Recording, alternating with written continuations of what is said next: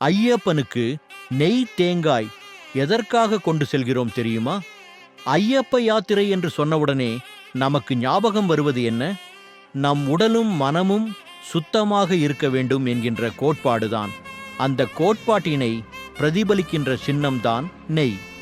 நெய் என்பது சுத்தம், அமைதி, நல்ல எண்ணம் என்பதை குறிக்கும் ஒரு அடையாளமாகும்.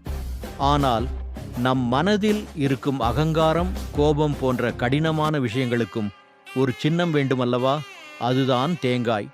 தேங்காயானது கடினமாக இருக்கும்.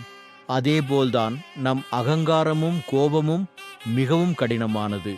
அது நமக்கும் நம்மை சார்ந்தோருக்கும் கஷ்டத்தை கொடுக்கக்கூடியது.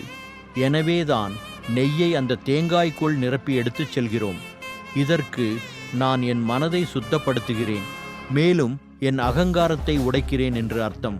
இதன் காரணமாகத்தான் ஐயப்பனுக்கு மாலையிட்ட சாமிமார்கள் கோபத்தை விடுத்து சாந்தமாக இருப்பார்கள்.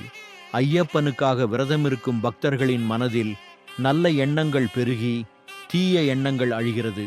அதனால்தான் நெய் தேங்காய் ஐயப்ப யாத்திரையின் முக்கிய சின்னமாகவும் இருக்கிறது. சுவாமியே சரணம் ஐயப்பா.